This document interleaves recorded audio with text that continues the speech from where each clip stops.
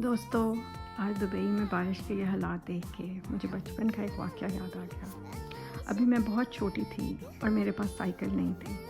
मुझे दोस्त की साइकिल बड़ी पसंद थी। एक दिन उसने मुझे कहा, आज तुम साइकिल चला लो, मैं कल तुमसे वापस ले लूँगी।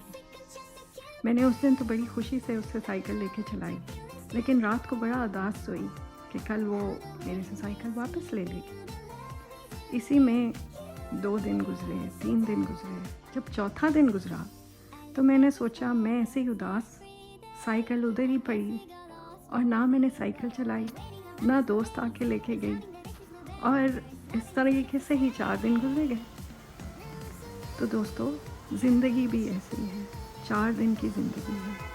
आगे किसी को पता नहीं कब क्या हो जाए।